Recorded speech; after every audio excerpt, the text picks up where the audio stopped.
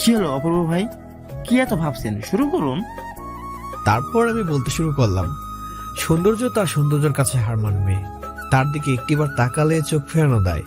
নিবিড় মায়াবী, এমনই সে রূপসী মায়াবিনী, তার রূপের মায়া না যেন কতজনকে ঘায়েল করেছে এ পর্যন্ত, তা এখন ইতিহাস। প্রেমে পড়াটা বাধ্যতামূলক যদি একটিবার তার পবিত্র চেহারা দেখে কেউ। তার চোখগুলো যেন হরিণের চোখের মতোই, তাই বারবার আমি প্রেমে পড়েছি ওই চোখের মায়ায়। সে চোখের নিচে কাজলের একটি স্পর্শ যেন বাড়িয়েছে তার সৌন্দর্য হাজার গুণে। তার মেঘকাল চুলে যেন আমাকে বারবার মুগ্ধ করে তুলেছে। তাই তো কাজল মাখা ওই দ্বিগল চোখে প্রেমে পড়েছি বারবার। আমার এতটাই পছন্দের সেই চোখগুলো, তার হাতের স্পর্শ যেদিন পেয়েছি সেদিন অনুভব করেছি তার কোমলতা। তাই তো বারবার তার প্রেমে পড়েছি আমি। তাকে ছাড়া আমি আমার জীবনে শূন্য, তাকে পেলে আমার জীবন পরিপূর্ণ। তার হাসি মাখা ওই চন্দ্র মুখটা না ভোলার মতো। হারিয়ে ফেলি দুঃখ, হারিয়ে ফেলি কষ্ট যন্ত্রণা যখন তার চন্দ্রমাখা ওই হাসি মুখটা দেখি। এমনই সৌন্দর্যের অধিকারিণী সে, মাঝে মাঝে মনে হয় পৃথিবীর সব সৌন্দর্য তার মাঝে প্রবাহিত। বাহ বাহ, অসাধারণ সেই সৌন্দর্য। আর অসাধারণ আপনি যে তার প্রেম আপনি পেয়েছেন, সেই সৌন্দর্যের অধিকারিণী, সেই সৌন্দর্যের রানীকে উদ্দেশ্য করে কিছু বলুন। ভালোবাসি তোমায়, বড্ড বেশি ভালোবাসি। আল্লাহ সাক্ষী, হৃদয়ে ভালোবাসার জন্য যতটুকু জায়গা খালি আছে তার সবটা জুড়ে শুধুমাত্র তোমারই অস্তিত্ব, শুধুমাত্র তোমার নাম লেখাই হৃদয়। এই প্রেমের সাহিত্যের উৎপত্তি তোমার জন্য হয়েছে, তা কি জানো তুমি? তোমাকে ঘিরে আমার বাঁচার স্বপ্ন, তোমাকে ঘিরে আমার যত আশা। হে প্রিয়তমা, মনের সাহিত্যের প্রতিটি পাতায় তোমার নাম লেখা হয়েছে। প্রেমের গল্প লিখেছি এই হৃদয়ে, তোমাকে একদিন দিব বলে এই গল্পের সূচনা। তোমাকে ভালোবাসেছি বলে আজ সাধারণ থেকে অসাধারণ হয়ে ওঠার তীব্র বাসনা জেগেছে মনে। তোমাকে পাওয়ার যোগ্যতা অর্জন করবো বলে জানি আমি যোগ্য নই তোমার ভালোবাসা পাওয়ার, তাই স্বপ্নের আকাশে উড়েছি তোমার নামে। যদি এতটুকু সুদৃষ্টি পাই তোমার, ধন্য হবে এ জীবন। তোমার নামে হৃদয়ের বইয়ের প্রতিটি পাতায় প্রেমের কাব্য লেখা, তোমার নামে জীবনে প্রতিটি স্তরে ভালোবাসা রাখা।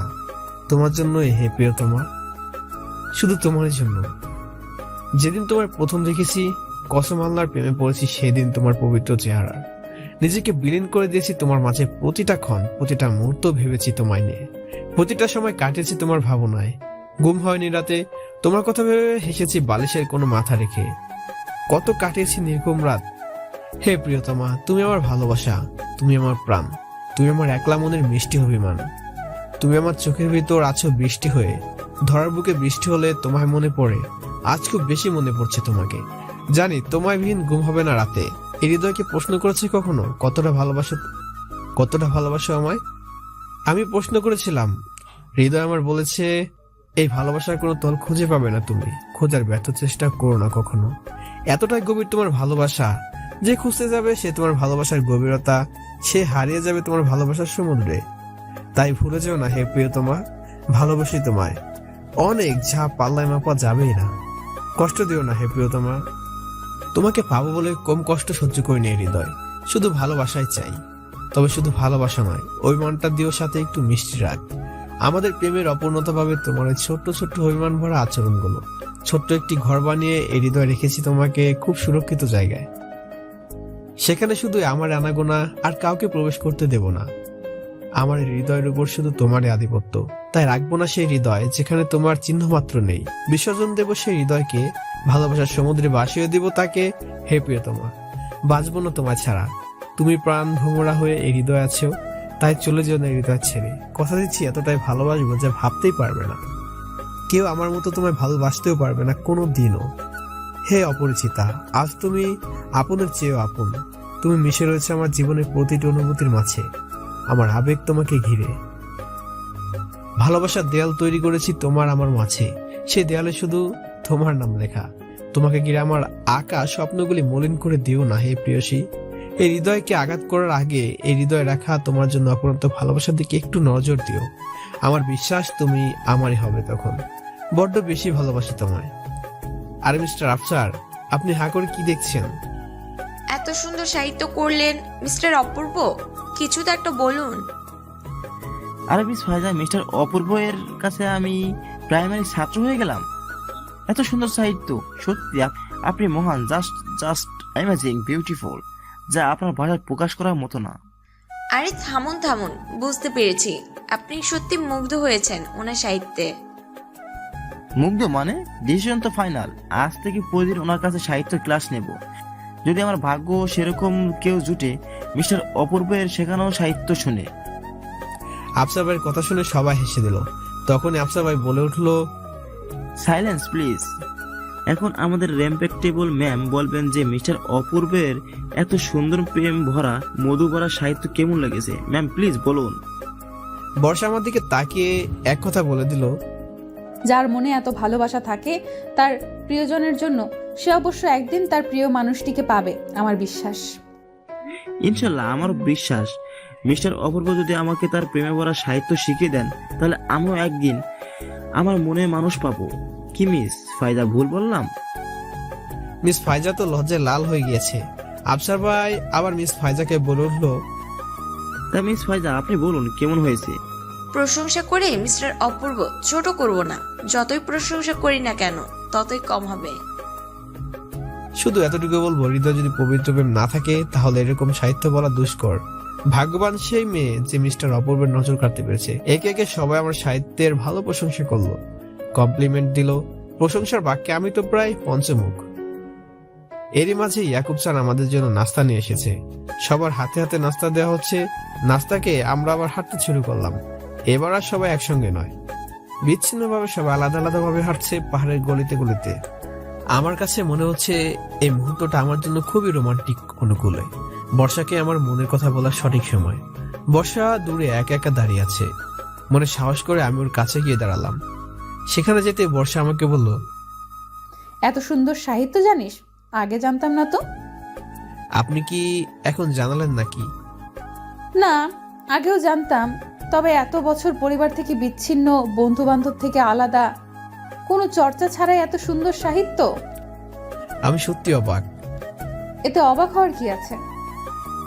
আফসার ভাই যেভাবে আমাকে ফাঁদে ফেলেছে, কিছু না কিছু তো একটা করতেই হবে, তাই না? আচ্ছা, তোর সেই ভালোবাসার মানুষটার নাম তো আমি আজও জানলাম না। যাকে উদ্দেশ্য করে এত সাহিত্য রচনা করলি, তার নামটা তো আমার কাছে অজানাই থেকে গেল। কিছু নাম হৃদয়ে থাকে, তা প্রকাশ করতে নেই, মনে রাখতে হয়। আর থাকতে হয় এমন একটি মানুষের অপেক্ষায় যে ভালোবাসার দৃষ্টি দিয়ে ওই নামটি পড়তে পারবে। সত্যিই সেই মেয়েটি ভাগ্যবান, যাকে তোর মতো এক ছেলে ভালোবেসেছে। সে নামটি ভাগ্যবান কিনা আমি জানি না, তবে আমি খুব লাকি। কেন? কারণ পৃথিবীতে এত মেয়ে থাকতে আমার মনটা শুধু তার প্রতি টানে, এবং এই অদ্ভুত একটি বন্ধন আমাকে প্রশান্তি দেয়। সেই মেয়েটি যদি একদিন এসে তোকে বলে যে সে তোর জীবনে ফিরতে চায়, তোকে ভালোবাসে, কি করবি সেদিন? ঠিক একই প্রশ্ন আমি আপনাকে করেছিলাম আকাশের ব্যাপারে। আপনার উত্তরটা কি ছিল মনে আছে? বলেছেন সেই পরিস্থিতিতে আপনি কি বলবেন তা আপনি জানেন না। আমার ক্ষেত্রে ঠিক তেমনই। জানি না। দুজনে নীরব হয়ে গেছি।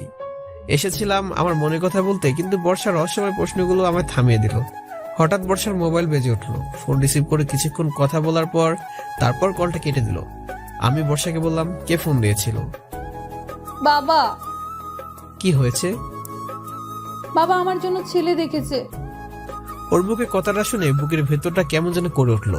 বুঝতে পারছিলাম না কি করব, কি করা উচিত, কি বলা উচিত। আমার জীবনে যা ঘটছে সবই যেন অপ্রত্যাশিত ভাবে। আমি কি আবার বর্ষাকে হারাতে চলেছি? এতটা কাছে পেয়ে আমি কি ওকে হারিয়ে ফেলবো? এসব ভাবতে ভাবতে মনের ভেতরটা কালো মেঘে ছেয়ে গেল। হঠাৎ করে বর্ষা আমাকে বলে উঠলো, কি রে, চুপ করে আছিস কেন? ছেলেকে আপনার পছন্দ হয়েছে? এখনো দেখিনি। ছেলে নাকি দক্ষিণ কোরিয়ায় থাকে, খুব ভালো অবস্থানে আছে। ও আমাকে নাকি বিয়ের পর ও দেশে নিয়ে যাবে, এখানে থাকতে দিবে না। আমার কলিজাটা টুকরো টুকরো হয়ে যাচ্ছে।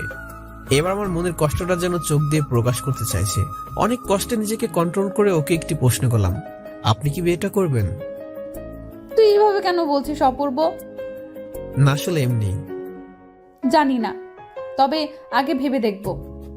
কথাটা বলে বর্ষা হাঁটতে শুরু করলো। বিয়ের ব্যাপারে একেবারে অসম্মতি প্রকাশ করেনি, আবার সম্মতিও প্রকাশ করেনি। সবকিছুই ঘোলাটে লাগছে। আচ্ছা, ও কি আমার মনের কথা বুঝতে পারে? ও কি অনুভব করতে পারে তার প্রতি আমার ভালোবাসা? বর্ষাকে হারিয়ে ফেলেছি ভেবে এতটা দূরে ছিলাম অভিমানের কারণে, কিন্তু আবার যখন ওকে ফিরে পেলাম, পেয়েও কি আবার আমাকে হারানোর যন্ত্রণা পেতে হবে? দুঃখ হৃদয় ভরা নিয়ে একটা দীর্ঘশ্বাস ফেললাম। কষ্টগুলো যেন ভেতরে আটকে থাকে। খাঁচার পাখির মতো হঠাৎ বর্ষা আমাকে ওর কাছে ডাক দিল। আমি ওর কাছে গিয়ে বললাম, কি হলো, ডাকছেন কেন? ডাকছেন কেন মানে? আর ওখানে দাঁড়িয়ে কি এত ভাবছিস শুনি? চল আমার সাথে চল। কোথায়? আয় না, এত প্রশ্ন করছিস কেন? কিন্তু আফসার ভাই সব বাকিরা যে এখানে। থাকুক ওরা এখানে, তুই আমার সাথে চল। আরে কোথায় যাব সেটা বলবেন তো। এবার খুব রাগি লোক নিয়ে আমার দিকে তাকালো আর বলতে লাগলো, তুই আমার সাথে যাবি? আমি ওর রাগ দেখে কথা বাড়ালাম না, সোজা ওর সাথে প্রাইভেট কারে উঠে পড়লাম। বর্ষা গাড়িতে উঠে বিড়বিড় করে আমায় বলছে, তুই সব সময় বেশি কথা বলিস, একটু কম কথা বলতে পারিস না? এত প্রশ্ন কেন তোর মনে? সব সময় এত প্রশ্ন করিস কেন শুনি? কি করব বলেন, আমার দেখাশোনা করার মতো কেউ নেই। আমার যদি কিছু হয়ে যায় তখন? মানে আমি তোর দেখাশোনা করি না? করেন তো, কিন্তু ওই যে সেদিন বাসে বললেন না আপনি সবসময় থাকবেন না, চলে যাবেন, নিজের খেয়াল নিজে রাখতে। এসব কথা বলে আমাকে কষ্ট দিতে তোর খুব ভালো লাগে তাই না? আনন্দ পাস এসব কথা বলে? কথাটা শুনে ওর দিকে তাকালাম, তাকিয়ে দেখি ওর চোখে পানি, চোখের পানি বের হয়ে পড়ছে। আমি ওকে কান্না করতে দেখে বললাম, আপনি কাঁদছেন কেন? তুই তো এটাই চাস যে আমি কাঁদি, তাই না? কথাটা বলে বাইরের দিকে মুখ ফিরিয়ে নিল। ওর এই অভিমান ভরা আচরণগুলো আমাকে বারবার ঘায়েল করেছে, বাধ্য করেছে প্রেমে পড়তে। তাই তো মেয়েটাকে এত ভালোবাসি, এতটাই ভালো লেগেছে আমার। আমি খুব সাহস করে আমার হাতটা বাড়িয়ে দিলাম ওর গালে, মুখটা আমার দিকে ফিরিয়ে আনলাম, হাতের বৃদ্ধাঙ্গুলদের চোখের পানিগুলো মুছে দিলাম আর বলতে লাগলাম, প্লিজ কাঁদবেন না, আমার খুব খারাপ লাগছে আপনাকে কাঁদতে দেখলে। আমি কাঁদলে তোর কি? আমি কষ্ট পেলেই বা তোর কি? প্লিজ এসব বলবেন না, আমার খুব খারাপ লাগে, খুব কষ্ট হয় আপনাকে কাঁদতে দেখলে। কেন? তোর কষ্ট পাওয়ার কি আছে? আমি একটা দীর্ঘশ্বাস ফেলে বললাম, সেটা যদি বুঝতেন তাহলে আর চোখের পানিগুলো অন্যভাবে মুছে দিতাম। মানে কিছু বুঝলাম না। বাদ দিন, কোথায় যাচ্ছি আমরা? এই তো এসে পড়েছি। হঠাৎ গাড়িটা থামলো। গাড়ি থেকে নেমে বর্ষা আমাকে বলল, এবার গাড়ি থেকে নেমে আয়। গাড়ি থেকে নেমে দেখি খুব সুন্দর একটা জায়গা নিয়ে এসেছে। পাহাড়ের গা বেয়ে ঝর্ণা পড়ছে, ঝর্ণার শব্দ যেন চারদিকে আলাদা একটা পরিবেশ তৈরি করেছে। সত্যি অসাধারণ, খুব মনোমুগ্ধকর পরিবেশ। হৃদয়টা জুড়ে গেল এখানে এসে। হঠাৎ করে বর্ষা আমাকে বলে উঠলো, সুন্দর জায়গা না? হ্যাঁ খুব সুন্দর। আচ্ছা অপূর্ব, তুই ঝর্ণায় কোনোদিন গোসল করেছিস? না, কোনোদিন হয়ে ওঠেনি। চল আজকে ঝর্ণায় গোসল করি দুজনে। আমি মানে? এ কি, তোর চোখগুলো এত বড় বড় হয়ে গেছে কেন? কথা শুনে। আপনি কি এখানে গোসল করতে চাইছেন? হ্যাঁ সেটাই তো বললাম। মানে আপনি এই পাবলিক প্লেসে খোলা পরিবেশে গোসল করবেন? আশ্চর্য, তাতে কি হয়েছে? দেখছিস না কত মানুষ এখানে গোসল করছে? সেটাই তো প্রবলেম, এখানে কত মানুষ দেখেছেন আর আপনি গোসল করবেন? ওরা আপনার দিকে তাকিয়ে তাকিয়ে দেখবে। না না না, আর আপনার এখানে গোসল করার প্রয়োজন নেই। কি সব যাতা বলছিস? দেখছিস না এখানে কত মেয়েরা গোসল করছে? সবাই কি তাকিয়ে আছে নাকি ওদের দিকে? আশ্চর্য তো, সব মেয়ে আর আপনি কি এক হলেন নাকি? অপূর্ব, তুই ঠিক আগের মতোই সেকালে রয়ে গেলি, একটু চেঞ্জ হলি না। নিজের চিন্তা ভাবনাটাকে একটু পরিবর্তন কর, বুঝলি? দেখুন, আমার চিন্তা ভাবনা যেমন তেমনই থাক, পরিবর্তন করার কোনো প্রয়োজন নেই। আপনি শুধু এখানে গোসল করবেন না, ব্যাস। হ্যাঁ, এত সুন্দর জায়গায় এসে গোসল না করলে খুব মিস করব। আরে হোটেলে কি গোসল করার জায়গার অভাব আছে নাকি যে আপনি এখানে গোসল করবেন? অপূর্ব, তোর না বুদ্ধি শুদ্ধি লোপ পেয়েছে। হোটেলে গোসল করা আর এখানে গোসল করার মজা কি এক হবে নাকি? দেখুন, এত কিছু বুঝি না, এখানে আপনার গোসল করার কোনো প্রয়োজন নেই। বেশি কথা বলবি না তো। আমি এখানে গোসল করব, ব্যাস।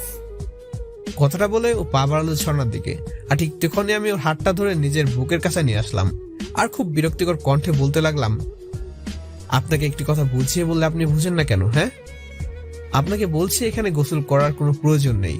আপনি এখানে গোসল করবেন আর কত ছেলের আপনাকে এই ভেজা অবস্থায় দেখবে আপনি জানেন? একবার বলেছি যখন এখানে গোসল করার কোনো প্রয়োজন নেই, তো ব্যাস, এই নিয়ে আর কোনো কথা হবে না। এত জেদ কেন আপনার? হ্যাঁ, একটি কথা ভালোভাবে মাথায় ঢুকে নিন, যতদিন আপনি এখানে আছেন আপনার সিকিউরিটির দায়িত্ব আমার। সো এখানে কোনো গোসল করবেন না তো করবেন না, আর কোনো কথা নয়, বুঝতে পারছেন? কথাগুলো বলতে বলতে হাঁপিয়ে গিয়েছি একদম। এক নিঃশ্বাসে কথাগুলো বলে দিলাম ওকে। আর কথাগুলো বলে যেন আমি বোকা বনে গেলাম। এভাবে কোনোদিন ওর সাথে কথা বলিনি। বর্ষা এক দৃষ্টিতে তাকিয়ে আছে, আমার কথাগুলো শুনছিল।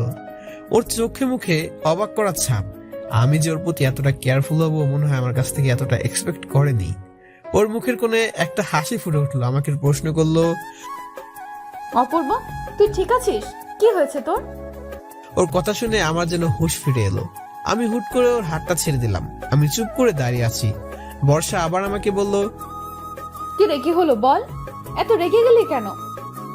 না আসলে ম্যাম, আই এম সরি, মানে আচ্ছা ঠিক আছে, আমি এখানে গোসল করব না, ওকে?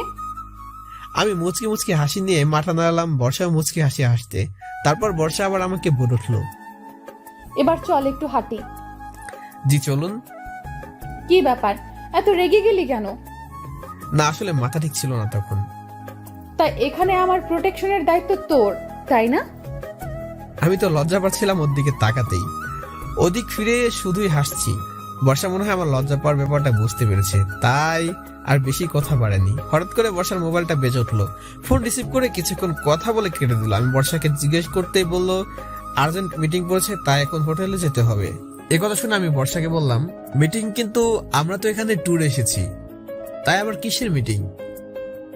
আসলে খাগড়াছড়িতে আমাদের যে অফিসটা আছে ওইখানে কিছু এমপ্লয়ি নিয়োগ করতে হবে, কিন্তু ওদেরকে যে লিস্ট করবে সে একটু অসুস্থ হয়ে পড়েছে, তাই ঢাকা থেকে ফোন করে আমাকে যেতে বলেছে। তাহলে দেরি কেন, জলদি চলুন, নিশ্চয়ই ওরা অপেক্ষা করছে। হ্যাঁ চল। এরপর আমি আর বর্ষা দুজনে বেশি ঘোরাঘুরি না করে জলদি গাড়িতে উঠে সোজা হোটেলে চলে গেলাম। আলাদা একটি রুমে ইন্টারভিউ হবে, সেখানে ইয়াকুব স্যার আর বর্ষা থাকবে। কিন্তু বর্ষা আমাকে ওর সাথে যেতে বললো। কি আর করার, ওর কথা মতো ওর সাথে গিয়ে বসলাম। 21 জন ইন্টারভিউ দিতে এসেছে, তাদের মধ্যে থেকে 10 জনকে সিলেক্ট করা হলো। একে একে সবাই ইন্টারভিউ দিচ্ছে। ইয়াকুব স্যার আর বর্ষা তাদেরকে কিছু প্রশ্ন করেছে, কেউ দিতে পেরেছে, কেউ পারছে না। একে একে 11 জনের ইন্টারভিউ দিল। বর্ষা নিচে তাকিয়ে তাদের নম্বর দিচ্ছে। হঠাৎ 12 নম্বর ইন্টারভিউ দিতে আসা একটি ছেলে রুমে ঢুকে বর্ষাকে দেখে বর্ষা নাম ধরে বলল, বর্ষা, তুমি এখানে? বর্ষা কথাটা শুনে মুখ তুলে তাকাতে ওর মুখটা একদম কালো হয়ে গেল। ইন্টারভিউ দিতে আসা একটি ছেলে কিভাবে অফিসের বসকে নাম ধরে ডাকে, বিষয়টা আমার কাছে একদম ঘোলাটে লাগছিল। হঠাৎ করে বর্ষা রাগী কণ্ঠে বলে উঠল, আপনার সাহস কি করে যার কাছে ইন্টারভিউ দিতে এসেছেন তাকে নাম ধরে ডাকার? বর্ষা, তুমি এভাবে কথা বলছো কেন? শাট আপ মিস্টার আকাশ, এটা ইন্টারভিউ দেওয়ার জায়গা, আপনার পার্সোনাল বিষয় নিয়ে ডিসকাস করার জায়গা নয়, বুঝতে পেরেছেন? এতক্ষণ আমি সব বুঝতে পারলাম। আসলে ছেলেটা হলো আকাশ, বর্ষার এক্স বয়ফ্রেন্ড, যার সাথে বর্ষার বিয়ে ঠিক হয়েছিল। কিন্তু আকাশের অন্য মেয়ের সাথে এফআইআর থাকায় বিষয়টা ভেঙে দেয় এবং ব্রেকআপ হয়ে যায়। বর্ষার মুখে এমন কড়া কথাগুলো শুনে আকাশ মাথা নিচু করে দাঁড়িয়ে আছে, কোনো কথা বলছে না। হঠাৎ করে ইয়াকুব স্যার বলে উঠলো, আরে বেয়াদব, এ কেমন আচরণ তোমার? তুমি ম্যাডামকে নাম ধরে ডাকছো? সরি স্যার, ভুল হয়ে গেছে। আকাশ মাথা নিচু করে দাঁড়িয়ে আছে, কোনো কথাই বলছে না। ইয়াকুব স্যার এবার চেয়ার দেখিয়ে আকাশকে বলল, এবার এখানে এসে বসো। আকাশ এসে চেয়ারে বসে পড়ে। আর বর্ষা খুব রাগে মনে খাতায় যারা উপস্থিত হয়েছে তাদের নম্বর দিচ্ছে। এরই মধ্যে ইয়াকুব স্যার আকাশের এই অপ্রত্যাশিত ব্যবহার নিয়ে খুবই অসন্তুষ্ট। আর এই অসন্তুষ্ট মুডের মধ্যে আকাশকে কয়েকটি অদ্ভুত প্রশ্ন করল। আকাশ কিছু প্রশ্নের উত্তর দিতে পারলো, আর কিছু দিতে পারলো না। বর্ষাও কিছু প্রশ্ন করলো আকাশকে, তবে সেই পরিবেশটা আমার কাছে এতটাই অদ্ভুত লেগেছে যা ভাষায় প্রকাশ করার মতোই না। এমন ভাবে বর্ষা আকাশকে প্রশ্নগুলো করলো যেন আকাশ ওর চিরকালের শত্রু। মনে হয় বর্ষা চায় না আকাশ এই কোম্পানিতে জব করুক কিংবা চান্স পাক। ইন্টারভিউ শেষে আকাশ বাইরে চলে গেল। তারপর বাকি যে কয়েকজন ছিল তাদেরও ইন্টারভিউ নেওয়া হলো। আকাশ সহ 21 জন বাহিরে অপেক্ষা করছে অ্যানাউন্সমেন্টের জন্য। তাদের 21 জনের মধ্য থেকে 10 জনকে সিলেক্ট করা হবে।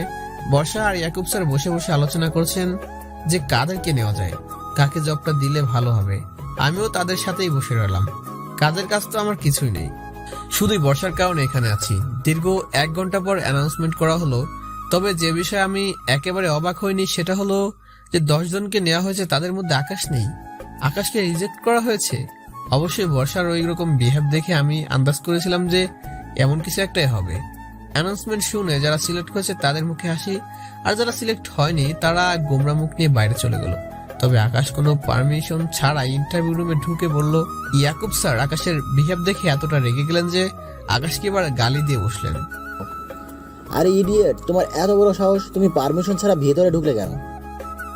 স্যার প্লিজ, আমার কিছু কথা ছিল ম্যামের সাথে। ইউ রাস্কেল, আবার কথা বলছো?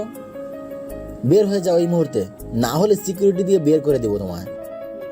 স্যার প্লিজ স্যার, আমার কিছু কথা ছিল ম্যামের সাথে, প্লিজ আমাকে একটু কথা বলতে দিন। আবার? ইয়াকুব সাহেব, আপনি একটু বাইরে যান, আমি দেখছি ছেলেটার প্রবলেম কি। কিন্তু ম্যাম। আপনাকে যেটা বলছি সেটা করুন। ইয়াকুব স্যার বর্ষার রাগ দেখে চলে গেলেন। আকাশ দৌড়ে এসে বর্ষাকে বিনয় সুরে বলতে শুরু করলো, বর্ষা প্লিজ আমার সাথে এরকম করো না, প্লিজ আমার চাকরিটা খুব দরকার, না হলে অনেক প্রবলেম হয়ে যাবে। প্লিজ বর্ষা, একটু দয়া করো আমার প্রতি। এ তোমার কেমন বেহাল অবস্থা হয়েছে আকাশ? তোমার বাবার তো ভালোই অবস্থান ছিল, আর একটা চাকরির জন্য এরকম অনুনয় বিনয় করছো? ভাগ্য আজ তোমাকে কোথায় নিয়ে দাঁড় করিয়েছে দেখেছো? আকাশ মাথা নিচু করে আছে, কোনো কথা বলছে না। বর্ষা তার অবস্থা দেখে আবার বলে উঠল, তা কি ব্যাপার? আমার কাছে এত রিকোয়েস্ট করার মানে কি? তোমাকে সিলেক্ট করা হয়নি সো হয়নি, কারো সুপারিশ নিয়ে এখানে চাকরি পাওয়া যায় না। তুমি এখন যেতে পারো, গুড বাই। Shut up. যারা অন্যের মন নিয়ে ছিনিমিনি খেলে তাদের জন্য আমার মনে কোনো দয়া মায়া নেই। প্রাতিষ্ঠানিক সার্টিফিকেট দিয়ে নয়, মানুষের চারিত্রিক বৈশিষ্ট্য দেখে আমি মানুষ বিবেচনা করি। মনে পড়ে আমাকে ভালোবাসো, আবার অন্য একটি মেয়ের সাথে সম্পর্ক রেখেছিলে তুমি, প্রতারণা করেছিলে আমার সাথে। তুমি ভাবলে কি করে যে তোমার মনে আমার জন্য এক তিল পরিমাণ দয়া হবে? ঘৃণা করি আমি তোমায়, জাস্ট ঘৃণা। তুমি এখন যেতে পারো, আমি শুধু নীরব দর্শকের মতো ওদের কথাবার্তা শুনতে যাচ্ছি। বর্ষার মুখে কথাগুলো শুনে আকাশ মাথা নিচু করে চলে যেতে লাগলো। হঠাৎ বর্ষা পেছন থেকে আকাশকে ডাকলো আর বলল, আচ্ছা আকাশ, একটা প্রশ্ন ছিল। বাবার পকেটে পয়সা উড়িয়ে দিয়ে যে ছেলেটা আজ এই মেয়ে কাল ওই মেয়েকে নিয়ে ঘুরে বেড়াতো, সে ছেলেটার এই বেহাল দশা কেন? খুব জানতে ইচ্ছে করছে। আসলে তোমার এই পরিস্থিতি দেখে আমার তো খুব হাসি পাচ্ছে।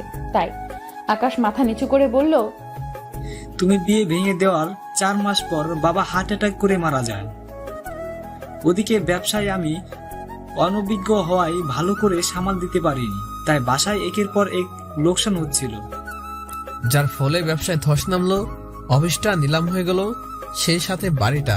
তাই মাকে আর ছোট বোনকে গিয়ে খাগড়াছড়িতে মামার বাড়ি চলে আসি। এখন থেকে একের পর এক চাকরি খুঁজতে লাগে, কিন্তু কোনো চাকরি পায় না। অন্যদিকে মায়ের অসুখ, ছোট বোনটা লেখাপড়া খরচ চালাতে হয়, মামা একসাথে সবকিছু পারছে না। তাই আমার খুব চাকরিটা প্রয়োজন ছিল বর্ষা। আল্লাহ জানে বেঈমান প্রতারকদের কি অবস্থা করতে হয়। তোমার পাপের ফল স্বরূপ আজ তোমার এই অবস্থা আকাশ। বুঝতে পেরেছো তো? কারো মন ভাঙলে তার শাস্তি একদিন না একদিন ঠিক পেতে হয়। তুমি এখন যেতে পারো, এই কোম্পানিতে তোমার কোনো চাকরি হবে না। তোমার চেহারা আমার আর সহ্য হচ্ছে না, প্লিজ লিভ। আকাশ বর্ষার কথাগুলো শুনে চলে যেতে লাগলো। আকাশের পরিবারের কথা শুনে আমার খুব মায়া লেগে গেল আকাশের প্রতি। হঠাৎ আমি পেছন থেকে ডাক দিলাম আকাশকে, এই যে শুনুন, একটু দাঁড়ান। বর্ষা আমার ব্যবহারে খুব অবাক হলো। আকাশ অবাক হয়ে আমাকে বলতে শুরু করলো, কি ব্যাপার? তুই ওকে দাঁড়াতে বললি কেন? ম্যাম, আমি বলেছিলাম কি আকাশের চাকরিটা দিয়ে দিন। তোর মাথা ঠিক আছে অপূর্ব? এই ছেলেটা আমার সাথে প্রতারণা করেছে, আর তুই বলছিস ওকে চাকরি দিতে? ম্যাম, ও যাই করুক না কেন, ওর জন্য ওর পরিবার কষ্ট করবে, এটা তো ঠিক না। প্লিজ ম্যাম, ওকে চাকরিটা দিয়ে দিন। আই এম সরি অপূর্ব, আমি তোর রিকোয়েস্ট রাখতে পারলাম না। এই ছেলেটাকে আমি সহ্য করতে পারছি না, সেখানে ওকে চাকরি দেওয়ার তো কোনো প্রশ্নই আসে না। ম্যাম প্লিজ একটু বোঝার চেষ্টা করুন। আকাশ অপরাধ করেছে, কিন্তু তার জন্য ওর পরিবার তো আর শাস্তি পেতে পারে না, তাই না? আমি তো ওর পরিবারকে কোনো শাস্তি দিচ্ছি না। আকাশের এই চাকরিটার উপর ওর পরিবারের ভবিষ্যৎ ডিপেন্ড করছে, ওর ছোট বোনের ভবিষ্যৎ ডিপেন্ড করছে, ওর অসুস্থ মা। প্লিজ একটু বোঝার চেষ্টা করুন। কিন্তু প্লিজ ম্যাম, আমার জন্য। বর্ষা আমার কথাগুলো শুনে কিছুক্ষণ ভাবলো, ভাবার পর আকাশকে বলল, মিস্টার আকাশ, তোমাকে এই চাকরিটা দেওয়া হলো। Thanks you ma'am. আমার বাড়ির সামনে একটা কুকুর আসলেও তাকে ফিরিয়ে দেই না। তোমাকে সেই দয়াটাই করলাম। আর হ্যাঁ, এই যে দেখছো অপূর্ব, ওর রিকোয়েস্টেই তোমাকে চাকরিটা দিয়েছি। অপূর্ব আমার হবু বর। কথাটা শুনেই আমি ওর দিকে অবাক দৃষ্টিতে তাকালাম। কিছুদিন পর আমরা বিয়ে করছি, কথাটা সবার আগে তোমাকে জানালাম। চলে এসো বিয়ের দিন, দুমুঠো ডাল ভাত খেয়ে যেও। সরি, বিয়ে বাড়িতে তো আর ডাল ভাত রান্না করা হয় না, পোলাও মাংসই খেয়ে যেও। অবশ্য তোমার যা আর্থিক অবস্থা, তাতে ফ্রিতেই খাইয়ে দিব। তোমায় আর হাতে করে গিফট আনতে হবে না, তুমি এখন যেতে পারো। কথাটা বলে বর্ষা মুখ ফিরিয়ে নিল। আর আকাশ এতগুলো অপমানমূলক কথা মুখ বুঝে সহ্য করে আস্তে আস্তে চলে গেল। কি বা বলতো? আকাশ রুম থেকে বের হয়ে যেতেই আমি অবাক হয়ে বর্ষাকে প্রশ্ন করলাম, হবু বর মানে কি সব বলছেন আপনি আকাশকে? আপনার মাথা ঠিক আছে? বর্ষা মুচকি মুচকি হাসছে, কোনো কথাই বলছে না। আমি তার হাসি দেখে বললাম, আশ্চর্যতে হাসার মতো কি বললাম? আপনি আকাশকে বললেন কেন আমি আপনার হবু বর? কিছুদিন পর আমরা বিয়ে করছি। বর্ষা এখনো মুচকে মুচকে হাসছে। আমি আবার তাকে বললাম, আশ্চর্য তো, আপনি এখনো হাসছেন। বলুন এই কথাটা কেন বললেন ওকে? কেন? আমাকে যদি তোর বিয়ে করতে হয়, করবি না আমায় বিয়ে? ওর মুখে কথাটা শুনে থমকে গেলাম আমি। কি বলছে মেয়েটা? আমার কাছে যেন মেঘনা চাইতে বৃষ্টি, কিন্তু যে পরিস্থিতিতে বর্ষায় কথাগুলো বলেছে, এখনো সিরিয়াস কিনা এ বিষয়ে আমার সংকোচ বোধ করছে। সব ভাবনা বাদ দিয়ে আমি বর্ষাকে আবার বললাম, কি সব যাতা বলছেন আপনি? দেখুন, আমাকে টেনশনে ফেলবেন না। আরে তুই এত চাপ নিচ্ছিস কেন? ওকে জাস্ট জেলাস ফিল করানোর জন্য কথাটা বললাম, এইটুকুই। কথাটা শুনে মনের মধ্যে কেমন যেন একটা হতাশা চলে এলো। সত্যি সত্যি যদি বর্ষা বলতো যে ও আমাকে বিয়ে করতে চায়, তাহলে বোধহয় আমার জীবনে সবচেয়ে বেশি খুশি হতাম এই মুহূর্তে। তারপর আমি বর্ষাকে বললাম, ও আমি তো ভেবেছিলাম। কি ভেবেছিলি তুই? কিছু না। আচ্ছা এখন চল, অনেক ক্ষুধা লেগেছে, রাতও হয়েছে অনেক। আজকে তো আর তেমন কিছু ঘুরতে পারলাম না, চল বাইরে গিয়ে কিছু খেয়ে নেই। জি চলুন। আমরা দুজনে বাইরে একটি খোলা রেস্টুরেন্টে খেতে বসলাম। বর্ষা আর আমি একই সাথে বসলাম। বর্ষা ঠিক আমার সামনে বসে আমার দিকে তাকিয়ে মুচকি মুচকি হাসছে। তবে আমার খুব নার্ভাস ফিল হচ্ছে ওর হাসি দেখে। কিন্তু মেয়েটা যে এত সুন্দর করে হাসে, চোখটা ফেরাই কি করে আমি? হঠাৎ বর্ষা আমার ভাবনায় ব্যাঘাত ঘটিয়ে বলল, আচ্ছা বল, কি খাবি? যা অর্ডার করবেন তাই খাবো। তাই বুঝি? যেভাবে প্রতিনিয়ত মেয়েটা আমার সাথে এরকম আচরণ করছে, যেন ও আমার গার্লফ্রেন্ড। হঠাৎ করে বৃষ্টি চলে এলো, বিদ্যুৎ চমকাচ্ছে আকাশে, আর চারদিকে বৃষ্টির শব্দে মুখরিত।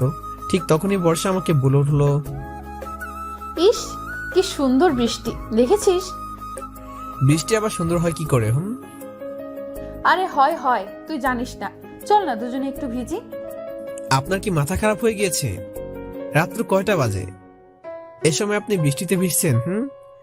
আরে রাত দিনে কি আছে, বৃষ্টিতে তো যখন তখন ভেজা যায়। আমার তো দারুণ লাগে বৃষ্টিতে ভিজতে। দেখুন, রাত বিরাতে বৃষ্টিতে ভিজলে ঠান্ডা লেগে যাবে, পরে ট্যুরে এসে বিছানায় হবে আপনার খাগড়াছড়ি। আরে ধুর, কিছুই হবে না একটু ভিজলে। চল ভিজি একসাথে। দেখুন, আমার বৃষ্টি ভেজাটা যার অভ্যাস নেই। তাহলে তুই থাক, আমি ভিজি। কথাটা বলে এক সেকেন্ডও দেরি করলো না, সোজা বৃষ্টির মধ্যে বাইরে চলে গেল বর্ষা। বৃষ্টিতে ভেজার কারণে ওকে যেন আরো বেশি সুন্দর লাগছে। সে এক অপরূপ সৌন্দর্য মই বর্ষা। বৃষ্টিতে পাগলের মতো ঘুরছে, বৃষ্টির ফোঁটা ফোঁটা জল অনুভব করছে ও। চুলগুলো একদম ভিজে গিয়েছে, সাথে শাড়িটাও। এই অবস্থায় যেন পরীর মতো লাগছে বর্ষাকে।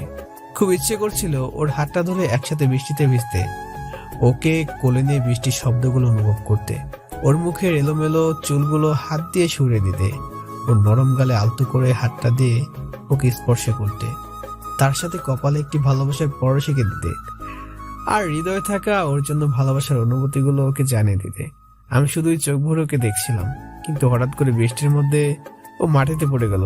বর্ষার পড়ে যাওয়া দেখে আমি দৌড়ে ওর কাছে গেলাম, গিয়ে দেখলাম ও অজ্ঞান হয়ে গিয়েছে। ওকে সাথে সাথে কোলে তুলে নিয়ে ডাকতে লাগলাম, ম্যাম কি হয়েছে আপনার? ম্যাম প্লিজ উঠুন, ম্যাম। কতবার ডাকলাম তবুও উঠলো না। আমার খুব ভয় লাগছে, ওর জটিল কোনো অসুখ হলো না তো? বৃষ্টির মধ্যে ভিজতে ভিজতে হঠাৎ করে কেন পড়ে গেল? আমি চারপাশ না ভেবে ওকে কোলে তুলে নিলাম। এরপর সোজা ওকে নিয়ে হোটেলে চলে গেলাম। বর্ষার রুমে গিয়ে বিছানায় শুয়ে দিলাম। প্রায় 3 ঘন্টা পর ওর জ্ঞান ফিরল। জ্ঞান ফিরতে বর্ষা তাকিয়ে দেখে আমি পাশে বসে আছি। ওর জ্ঞান ফিরতেই দেখে আমি খুব আগ্রহের সাথে প্রশ্ন করলাম, আপনার কি হয়েছে? কেমন আছেন এখন? ভালো আছি। আপনি হঠাৎ অজ্ঞান হয়ে গেলেন কেন? কি হয়েছিল? বৃষ্টিতে ভিজতে ভিজতে হঠাৎ মাথাটা ঘুরতে লাগলো, তারপর আর কিছু মনে নেই, অজ্ঞান হয়ে যায়। আমাকে এখানে কে নিয়ে এসেছে? আমি নিয়ে এসেছি আপনাকে এখানে। ও তুই খেয়েছিস কিছু? আপনাকে এই অবস্থায় রেখে আমি খেতে পারি? অনেক রাত হয়েছে তো, এবার কিছু খেয়ে নে। প্রথমে আপনি খেয়ে নিন। আপনার জন্য খাবার অর্ডার করেছি, এখনই চলে আসবে। বর্ষা একটু উঠে বসতে চাইলো। আমি ওকে সাহায্য করলাম উঠতে সে দেখলো যে ওর কাপড় চেঞ্জ করে দিয়েছে। ও যে শাড়ি পরেছিল সেই শাড়িগুলো গায়ে নেই, ওর গায়ে অন্য একটি কাপড়। তৎক্ষণাৎ খুব রাগী কণ্ঠে আমাকে প্রশ্ন করলো, অপূর্ব, আমার কাপড় চেঞ্জ কে করেছে? ম্যাম আপনি এখন কথা বলবেন না, আপনার শরীর খারাপ। তুই আগে আমার প্রশ্নের উত্তর দে। ম্যাম পুরোটা বলার আগে বর্ষা আমার গালে ঠাস করে একটা চর বসিয়ে দিল। আমি নিজের অস্তিত্বকে বিশ্বাস করতে পারছিলাম না। বর্ষা যে আমার গায়ে হাত তুলতে পারবে সেটা আমি কল্পনা করতে পারিনি। বর্ষা খুব রাগী গলা আমাকে বলছিল, দূর হয়ে যা আমার চোখের সামনে থেকে। তুই যে এতটা জঘন্য কাজ করবি, এতটা নিচু মনের কাজ করবি, সেটা আমি কল্পনাও করতে পারিনি। আমি কোনো কথা না বলে নিচের দিকে তাকিয়ে ওর কথাগুলো শুনছিলাম, আর আমার চোখ থেকে ফোঁটা ফোঁটা পানি পড়ছিল। ওর আঘাত অতটাও জোরে ছিল না, কিন্তু কেন জানি বুকটা ফেটে যাচ্ছে ওর আচরণে। হুট করে বর্ষা আবার আমাকে বলে উঠলো, তোকে আমি কত ভালো জানতাম, কত পরিষ্কার মনের মানুষ ভাবতাম তোকে, কিন্তু তুই যে এমন একটা কাজ করবে আমার সাথে আমি ভাবতেও পারিনি। বের হয়ে যা আমার রুম থেকে, জাস্ট গেট লস্ট। আমি ইচ্ছে করলে বর্ষার এই আচরণের প্রতিবাদ করতে পারতাম, কিন্তু জানি এখন কোনো লাভ হবে না ওর সাথে কথা বলে, কারণ ও খুব রেগে আছে। আমি নিশ্চুপ হয়ে রুম থেকে বের হয়ে চলে এলাম। রুম থেকে বের হয়ে আসতে মিস ফাইজার মুখোমুখি হলাম। আমার চোখে পানি দেখে জিজ্ঞেস করলো, মিস্টার অপূর্ব, আপনি কাঁদছেন কেন? কি হয়েছে? আমি মিস ফাইজার প্রশ্নে কোনো উত্তর না দিয়ে চলে আসতে লাগলাম। পেছন থেকে মিস ফাইজা ডাকছিল আমায়, কিন্তু তার কথায় কোনো কর্ণপাত না করে আমি চলে আসলাম। মিস ফাইজা ব্যাপারটা জানতে বসার রুমে ঢুকলো আর বলল, ম্যাম, আসতে পারি? কারো আসার দরকার নেই আমার রুমে, বের হয়ে যান এক্ষুনি। মিস ফাইজা না গিয়ে ভিতরে ঢুকে গেল। বর্ষা দেখে বলল, আপনাকে না বলেছি চলে যেতে? কি জন্য এসেছেন এখানে? ম্যাম সরি, কিন্তু একটা বিষয় জানার খুব ইচ্ছে করছে। আপনার ইচ্ছা অনিচ্ছা আপনার কাছে রাখুন। আমাকে প্লিজ একা থাকতে দিন, just leave me alone. Ma'am, mister অপূর্বকে দেখলাম কাঁদতে কাঁদতে আপনার রুম থেকে বের হয়ে যেতে। কিছু কি হয়েছে আপনাদের মাঝে? বর্ষা রাগে চুপ করে আছে, কোনো কথাই বলছে না। মিস ফাইজা বর্ষাকে চুপ করে থাকতে দেখে আবারও বলে উঠল, ম্যাম প্লিজ বলুন, কি হয়েছে আপনাদের মাঝে? কেন মিস্টার অপূর্ব কাঁদতে কাঁদতে বের হয়ে গেল? অপূর্ব যে এরকম একটা কাজ করতে পারবে আমি কল্পনাও করতে পারিনি। কি করেছেন মিস্টার অপূর্ব? ও আমার সাথে এমন একটা কাজ কি করে করতে পারলো? ম্যাম প্লিজ আমাকে বলুন, কি করেছে মিস্টার অপূর্ব? এবার মিস ফাইজার দিকে তাকিয়ে বর্ষা বলল, অপূর্ব আমার পারমিশন না নিয়ে আপনার কি ম্যাম? প্লিজ বলুন। ও আমার পারমিশন না নিয়ে আমার কাপড় চেঞ্জ করেছে। কথাটা শুনে মিস ফাইজা খুব অবাক হলেন। অবাক দৃষ্টিতে বর্ষাকে প্রশ্ন করলেন, কি বলছেন কি ম্যাম? তারপর আপনি কি করেছেন মিস্টার অপূর্বর সাথে? ওকে একটা চড় মেরেছি। কি ম্যাম, আপনি কি করলেন এটা? কি করলাম মানে? ও এমন একটা জঘন্য কাজ করলো আমার সাথে, আর আপনি বলছেন কি করেছি? ম্যাম, আপনি অনেক বড় ভুল করে ফেলেছেন। কি বলতে চাচ্ছেন মিস ফাইজা? আমি ওকে থাপ্পড় মেরে ভুল করেছি? ম্যাম, আপনি ওকে থাপ্পড় মেরে ভুল করেছেন, কারণ মিস্টার অপূর্ব আপনার কাপড় চেঞ্জ করেনি, আপনার কাপড় চেঞ্জ করেছি আমি। মিস ফাইজার মুখে কথাটা শুনে এবার যেন তার মাথায় আকাশ ভেঙে পড়ল। বর্ষা খুব অবাক হয়ে মিস শায়লাকে জিজ্ঞেস করলো, কি বলছেন কি মিস ফাইজা? অপূর্ব আমার কাপড় চেঞ্জ করেনি? না ম্যাম, অপূর্ব আপনার কাপড় চেঞ্জ করেননি। আপনি যখন অজ্ঞান হয়ে গিয়েছিলেন, মিস্টার অপূর্ব আপনাকে রুমে এনে আমাকে ফোন করে এখানে আনায়। তারপর আপনার শাড়ি ভেজা দেখে আমাকে বলেন যে আপনার শাড়িটা চেঞ্জ করে দিতে।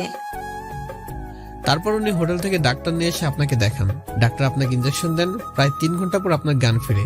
এই 3 ঘন্টা মিস্টার অপূর্ব আপনার পাশেই বসেছিল। মিস ফাইজার মুখে কথাগুলো শুনে বর্ষা বিছানায় বসে পড়ে। চোখ দিয়ে পানি পড়তে থাকে, নিজেকে খুব অপরাধী মনে করছে এখন। আর মিস শায়লাকে বলতে লাগে, এটা আমি কি করলাম মিস ফাইজা? কি করলাম আমি? ম্যাম, অপূর্ব কি আমায় কখনো মাফ করতে পারবে? ম্যাম, আপনি হয়তো মিস্টার অপূর্বের গালে চড় মেরেছেন, কিন্তু জানেন ওনার আঘাতটা কোথায় লেগেছে? ওনার আঘাতটা বুকে লেগেছে ম্যাম। আমি এখন কি করব মিস ফাইজা? আমি কি করে পারলাম একটা মা মরা ছেলের গায়ে হাত তুলতে? আমি কি করে পারলাম? ম্যাম, নিজেকে সামলান। আমি নিজেকে কখনো ক্ষমা করতে পারবো না, কখনো না। ম্যাম, নিজেকে কন্ট্রোল করুন। আপনি মিস্টার অপূর্বের কাছে যান, ওনার কাছে ক্ষমা চান। আমার বিশ্বাস উনি আপনাকে ফিরিয়ে দেবেন না। বর্ষা শুধু কেঁদেই চলেছে আর কাঁদছেই। আমি পারবো না এই মুখ নিয়ে ওর সামনে দাঁড়াতে মিস ফাইজা। আমি পারবো না, ও আমাকে ক্ষমা করবে না। মিস্টার অপূর্বকে আমি যতটা কাছ থেকে দেখেছি, উনি ওই রকম মানুষই নন। ওনার মনটা খুব ভালো। আপনি ওনার কাছে যান, উনি আপনাকে নিশ্চয়ই ক্ষমা করে দেবেন। আর যদি ক্ষমা না করে? কোথায় অপূর্ব? কোথায় আছে ও? আমি বাগানে দাঁড়িয়ে আছি, বাগানটা পুরো খালি। অবশ্য এত রাতে কেউ বাগানে থাকার কথাও না। আকাশের দিকে তাকিয়ে আছি এক দৃষ্টিতে। চোখটাও আজকাল আমার কথা শুনে না, আমার অনুমতি ছাড়া কেঁদে যায় অযথা। বুকের বাম পাশটা আজ খুব ব্যথা অনুভব করছে, বড্ড বেশি। আমি লক্ষ্য করছি যখনই প্রিয়জনের কাছ থেকে আঘাত পাই তখনই বুকটা খুব ব্যথা করে। আজ আম্মুর কথা বড্ড বেশি মনে পড়ছে। এই কয়দিন বর্ষার সাথে ছিলাম, আম্মুকে একটু কমে মিস করেছি। বলতে গেলে মিস করিনি, কারণ বর্ষা আমার সব কষ্ট মুছে দিয়েছিল। আমার যত্ন নেওয়া, আমার ভালো মন্দের খেয়াল রাখা, ঠিকমতো খাবার খাওয়া, সব। কিন্তু আজও আমাকে এমন একটা অপবাদ দিয়ে দূরে সরিয়ে দিয়েছে যা আমি কখনো কল্পনাও করিনি। আজ নিজেকে খুব একা লাগছে, বড্ড একা। এসব কথা ভাবতে ভাবতে চোখটা ঢেকে গেল নোনা জলে। গাল বেয়ে ফোঁটা ফোঁটা পানি পড়ছে। এই চোখের পানি আমার একাকিত্ব আর কষ্টের প্রকাশ করছে। হঠাৎ করে কেউ একজন আমার ঘাড়ে হাত দিল। মুখ ঘুরে দেখি বর্ষা অপরাধীর মতো দাঁড়িয়ে আছে আর চোখ বেয়ে পানি পড়ছে। আমি ওকে দেখে মুখ সরিয়ে নিলাম। ও আমার দুগালে হাত দিয়ে আমার মুখ ফিরে নিল ওর মুখের দিকে। হাতের বৃদ্ধাঙ্গুল দিয়ে চোখের পানিগুলো মুছে দিল আর কাঁদো কাঁদো গলায় বলতে লাগলো, সরি রে, আই এম রিয়েলি সরি, আমি বুঝতে পারিনি। আমি চুপ করে আছি, কোনো কথা বলছি না। বর্ষা আবার আমাকে বলতে শুরু করলো, প্লিজ আমায় ক্ষমা করে দে, প্লিজ অপূর্ব মাফ করে দে, আর কখনো তোর সাথে এমন করব না। আমি নিচের দিকে তাকিয়ে শুধুই কাঁদছি। ওর গাল দুটো একেবারে শক্ত করে ধরে আছে। দেখ আমার দিকে তাকা, দেখ আমিও কাঁদছি। প্লিজ আমায় ক্ষমা করে দে, আমি বুঝতে পারিনি, আসলে তখন মাথা ঠিক ছিল না। তুই ছাড়া ওখানে আর কেউ ছিল না তো, তাই মাথা গরম করে তোকে কিনা কি বলে ফেলেছি। তোর খুব লেগেছে না রে? বল, লেগেছে তাই না? ওর এই কথাগুলো শুনে আমার আরো বেশি কান্না পাচ্ছিল, তাই মুখ ফিরিয়ে ঘুরে গেলাম। কিন্তু ও আমার সামনে এসে এবার কাঁদো কাঁদো গলায় বলতে লাগলো, কিরে, তুই এখনো রেগে আছিস আমার প্রতি? আমায় ক্ষমা করবি না? দেখ, আগে যখন তুই অন্যায় করতি আমি কিন্তু তোকে ক্ষমা করে দিতাম, তুই কিন্তু আমার সাথে ঠিক করছিস না। আমি চুপ করে আছি, কি বলবো বুঝতে পারছি না। বর্ষা আরো আমাকে বলতে শুরু করলো, আচ্ছা ঠিক আছে, এই কানে ধরলাম, আর কখনো তোর সাথে এমন করব না, প্রমিস। এবার ক্ষমা করে দে। আমি এবার ওর দিকে তাকালাম। ওর এই কান্নামাখা ছেঁড়াটা দেখে আমার বড্ড মায়া লেগে গেল ওর প্রতি, যেন আবার সমস্ত অভিমান হওয়াটা মিলিয়ে গেল। আমি ওর কান থেকে হাত দুটো ছাড়িয়ে নিলাম। মাপ চাওয়ার কি আছে? আপনি যা করেছেন ঠিক আছে, আপনার জায়গায় আমি থাকলে তাই করতাম। দেখ, একদম ঢং করবি না আমার সামনে। আমি জানি তুই আমার জায়গায় থাকলে এটা করতি না, তুই খুব ট্যালেন্টেড। আমি জানি আমি ঠিক করিনি, অন্যায় করেছি। এবার বল মাফ করেছিস কিনা। বললাম তো, মাপ চাওয়ার কিছু নেই। দেখ, তুই যদি আমায় মাফ না করিস আমি কিন্তু আবার সত্যি সত্যি কেঁদে দিব। এতক্ষণ কেঁদে আপনার চোখে পানি ফুরায়নি? না, ফুরোয়নি। তুই মাফ না করলে আমি কিন্তু এবার সত্যি কেঁদে দেব। আচ্ছা ঠিক আছে, মাফ করেছি, হয়েছে। লক্ষ্মী ছেলে, আমায় টেনে জড়িয়ে ধরবি না? সত্যি খুব ইচ্ছে করছে লোকে জড়িয়ে ধরার। মেয়েটাকে এতটাই ভালোবেসেছি, যে ওর দেওয়া সমস্ত কষ্টগুলো হাসি মুখে সহ্য করে নিতে পারবো এখন। তাই আর বেশি না ভেবে হালকা করে জোরে ধরলাম ওকে। আমার মনের মাঝে যেন কালো মেঘগুলো সরে গিয়েছে, আদা প্রশান্তি চলে এসেছে। হুট করে বর্ষা আমাকে বলতে শুরু করলো, অপূর্ব, হুম? তোর খুব লেগেছে না রে? একটু লেগেছে বুকের মধ্যে। আমি সরি রে, আর কখনো হবে না। আর কতবার সরি বলবেন, হয়েছে তো। বর্ষা এবার খুব শক্ত করে জড়িয়ে ধরেছে আমায়। ওকে বুকের মাঝে পেয়ে আমার সমস্ত কষ্টগুলো ভুলে গিয়েছি। এভাবে অনেকক্ষণ জড়িয়ে ধরেছিলাম আমরা একে অপরকে। হঠাৎ করে পেছন থেকে কেউ কাশির আওয়াজ দিল। আওয়াজ শুনে বর্ষাকে হুট করে ছেড়ে দিলাম। চেয়ে দেখি আফসার ভাই। আফসার ভাইকে দেখে সে কি লজ্জায় যে পড়েছিলাম তা আপনাদেরকে বলেই বোঝাতে পারবো না। হঠাৎ আফসার ভাই বলে উঠলো, I am really sorry ma'am, আসলে বুঝতে পারিনি যে আপনারা এখানে আছেন। I am really sorry. Barsha তো আফসার ভাইয়ের দিকে তাকাচ্ছে না, শুধু এদিক ওদিক তাকাচ্ছে। এরপর আফসার ভাইকে আমি বললাম, আফসার ভাই আপনি এখানে হঠাৎ? না, আসলে অফিসের কিছু কাজের জন্য ম্যাডামের রুমে গিয়েছিলাম। ওখানে গিয়ে দেখি মিস শালা ম্যাডামের রুম গোছাচ্ছে। তো ওনাকে জিজ্ঞেস করে উনি বললেন যে ম্যাডাম নাকি বাগানে দেখে এসেছেন। আমিও এখানে এলাম ম্যাডামকে খুঁজতে খুঁজতে, কিন্তু এখানে যে বৃন্দাবনের কৃষ্ণলীলা চলছে সেটা তো জানতামই না। না হলে একটু পরে আসতাম। আসলে আমাদের অপূর্ব হয়তো সত্যিকারের মানুষ। মিস্টার আফসার, আজে বাজে কথা না বলে কি জন্য এসেছেন সেটা বলুন। না ম্যাম, তেমন কোনো ইম্পর্টেন্ট কাজ নয়, ছোটখাটো কাজ। আপনি চাইলে পরেও করা যায়, কোনো সমস্যা নেই। বেশি কথা বলবেন না, আমার রুমে আসুন, দেখছি। বর্ষা যেতে না যেতে আফসার ভাই আমার বুকে 2-3টা ঘুষি মেরে বলল, আরে মিস্টার অপূর্ব স্যার, আপনি যে তলে তলে এত দূর সেটা তো জানতাম না। কি সব বলছেন আফসার ভাই? অবস্থা দেখুন, কৌশিক ফিটার খায় যেন কিচ্ছু বোঝে না। আমাদের সামনে বলেন কিছু নাই, কোনো সম্পর্ক নাই, আর এখন সে পুরো লাইলি মজনু। আফসার ভাই সবসময় এরকম করবেন না তো, ভালো লাগে না। আমি কথাটা বলেই চলে আসবো, আর আফসার ভাই আমার হাতটা ধরে বললেন, আরে মিয়া যাও কই? এটা তো বলে যাও ম্যাডামকে প্রপোজ করলেন কিভাবে? ইংলিশে না বাংলায়? আই লাভ ইউ বলেছেন নাকি অন্য কিছু? হাঁটুতে বসে পড়ে ফুল দিয়েছেন নাকি অন্যভাবে? কেমনে প্রপোজ করলেন একটু বলেন না। উফ আফসার ভাই, ওরকম কিছুই না। অপূর্ব ভাই, আপনি কি আমাকে এই বয়সে বুড়ো কাতারে ফেলতে চান নাকি? মানে হলো গিয়ে, আমি নিজের চোখে দেখলাম আপনি ম্যাডামকে জড়িয়ে ধরলেন, আর আমাকে বলছেন এসব কিছুই হয় নাই। প্রপোজ ছাড়া আবার কেউ জড়িয়ে ধরে নাকি আফসার ভাই? শোনেন মিয়া, আমার বয়স কিন্তু কম হয় নাই, আবার এত বেশিও হয় নাই যে রাতে কম দেখবো। রাত কানা মনে করেছেন নাকি আমারে? আমি স্পষ্ট দেখলাম আপনি ম্যাডামকে জড়িয়ে ধরলেন। বলেন না অপূর্ব ভাই, প্লিজ একটু বলেন, কেমনে প্রপোজ করলেন? ম্যাডাম কেমনে আপনার অ্যাকসেপ্ট করলো? আফসার ভাই অনেক রাত হয়েছে, ঘুম পাইছে, সরেন তো, ভালো লাগছে না। কথাটা বলে আফসার ভাইকে পাশ কাটিয়ে চলে আসতে লাগলাম বাগান থেকে। কিন্তু আফসার ভাই পেছন থেকে চিৎকার করে বলতে লাগলো, অপূর্ব ভাই, প্রপোজের কথাটা না হয় নাই বললেন, কিন্তু বিয়ের দিন দাওয়ার দিন কিন্তু ঐতিহাসিক সফল প্রেমের সাক্ষী হয়ে থাকতে চাই। এই কথা মনে থাকে যা, নইলে মনে কষ্ট থেকে যাবে, শুনছেন তো? আমি ওনার কথায় কান্না দিয়ে সোজা গিয়ে রুমে চলে আসলাম। এসে একটু ফ্রেশ হয়ে খাওয়া শেষ করলাম, তারপর সোজা বালিশে মাথা দিলাম। হঠাৎ মনে পড়লো বর্ষা তো অসুস্থ ছিল, একবার দেখে আসবো। না থাক, বর্ষা রুমে যদি আবার ঢুকি, সেটা যদি আবার আফসার ভাই দেখে তাহলে আবার তৃতীয় বিশ্বযুদ্ধ লাগিয়ে দেবে। তাই আর বর্ষার রুমে গেলাম না। চোখটা বুঝতেই ঘুমের রাজ্যে হারিয়ে গেলাম। তবে এই ঘুমের মধ্যে বর্ষাকে নিয়ে খুব সুন্দর একটা স্বপ্ন দেখেছি, খুব আনন্দ একটা স্বপ্ন, যেটা আমি সবসময় চেয়েছিলাম, ঠিক সেরকমই। হঠাৎ আমার স্বপ্নের ব্যাঘাত ঘটিয়ে কলিং বেল বেজে উঠলো। চোখ খুলে ঘড়ির দিকে তাকাতে দেখি 9:30 বাজে। উঠে গিয়ে দরজা খুলতে বর্ষার চন্দ্রমাখা হাসি মুখটা দেখতে পেলাম। আরে বাহ, বর্ষাতে খুব সুন্দর করে সেজেছে আজ। নীল শাড়ি, হাতে কাচের চুড়িগুলো, কানে ছোট্ট দুটি ঝুমকো, মাথার চুলগুলো খোলা, আর চোখের নিচে গাঢ় কাজল। বর্ষা দেখতে খুব একটা ফর্সা না, একটু শ্যামলা বর্ণের, কিন্তু ওর মুখটা যে এতটাই মায়াবী, এতটাই যে কোনো ছেলে ওর প্রেমে পড়তে বাধ্যই হবে। ওর সবকিছুই আমার কাছে ভালো লাগে, সবকিছু। কিন্তু সবচেয়ে বেশি ভালো লাগে ওর মুখের হাসি এবং চোখের নিচে কাজলটা, ঠিক আকাশ থেকে নেমে আসা পরীর মতো লাগে তখন। হঠাৎ আমার মুগ্ধতায় ব্যাঘাত ঘটিয়ে চুটকি বাজিয়ে বলল, কি এই যে মিস্টার, কি দেখছিস সেভাবে?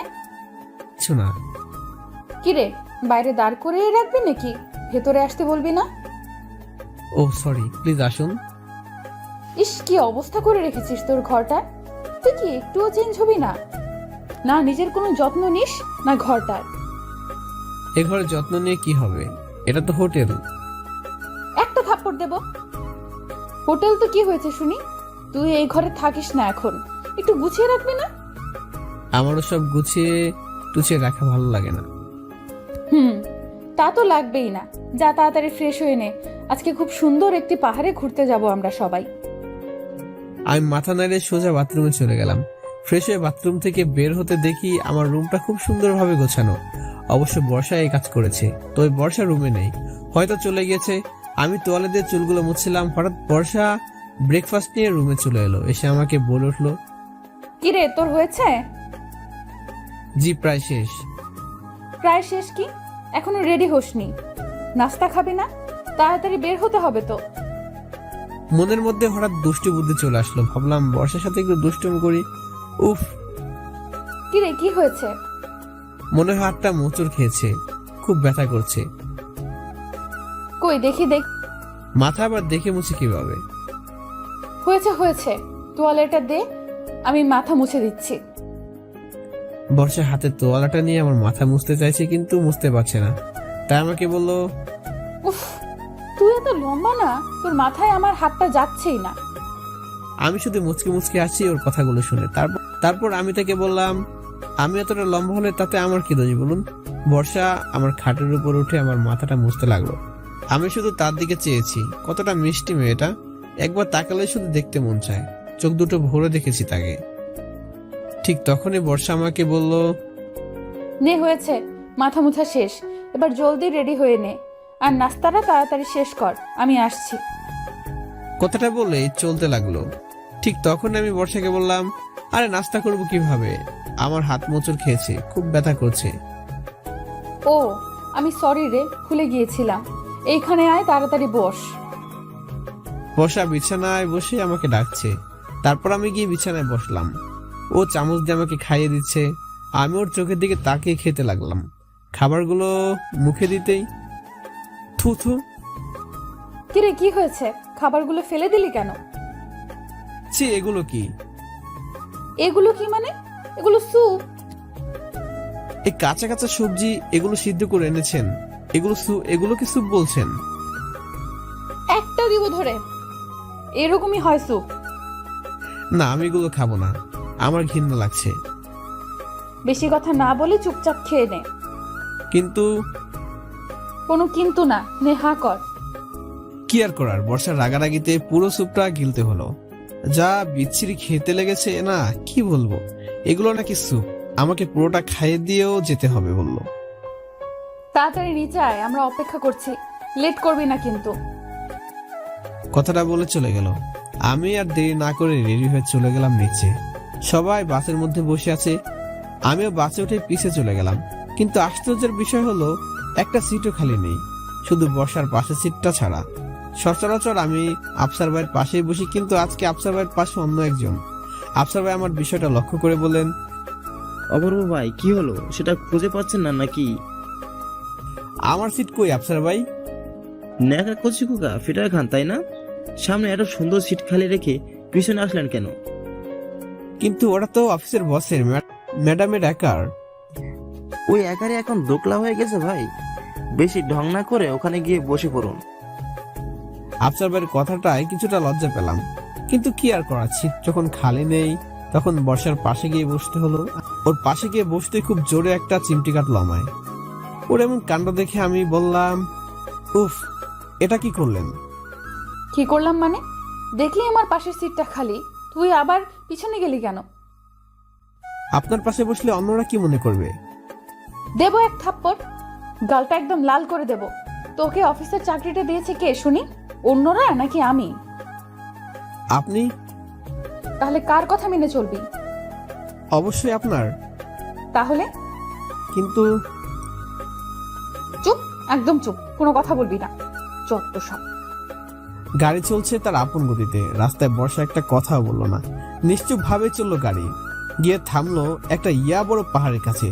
সিট থেকে উঠতে যাব তখনই বর্ষা হাত টেনে আমার সিটে বসিয়ে দিল।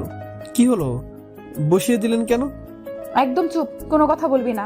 সবাই নামুক, তারপর আমরা নামবো। কিন্তু কেন? তোকে না বলেছি বেশি কথা বলবি না? আচ্ছা বলবো না। সবাই নামলো, তারপর বর্ষা আর আমি একসাথে নামলাম। তবে লক্ষ্য করলাম সামনে থেকে আফসার ভাই আমাদের দিকে বারবার তাকাচ্ছে, খুব লক্ষ্য করছে আমাদের। খুব সুন্দর একটি পাহাড়, সে সাথে ঘন ঘন জঙ্গল। সবাই সামনে হাঁটছে, আমি আর বর্ষা পেছনে। পাহাড়ের উপরে আদিবাসীদের একটি বস্তি আছে যেখানে সবাই যাচ্ছে। সবাই সামনে সামনে হাঁটছে, কিন্তু আমি আর বর্ষা পেছনে হাঁটছি। এটা আমার কাছে খুব বিরক্তিকর লাগছিল। তবে কি আর করব, মুখ ফুটে কিছু বলতেও পারবো না, বললে বকা শুনতে হবে। হঠাৎ বর্ষা চিৎকার করে উঠলো। উফ, আরে বাবা রে, মরে গেলাম রে। কি হলো, আপনি চিৎকার করছেন কেন? পায়ে বোধহয় একটা কাঁটা ঢুকেছে, খুব ব্যথা করছে, হাঁটতে পারছি না। কই দেখি দেখি। আমি হাঁটু কেটে বসে হাঁটুর উপর পাটা দিয়ে দেখলাম একটি ছোট কাঁটা ঢুকেছে। ওর পায়ে রক্ত বের হয়েছে সামান্য। আমি কাঁটাটা হালকা করে টান দিতেই বর্ষা একটু চিৎকার করে উঠলো।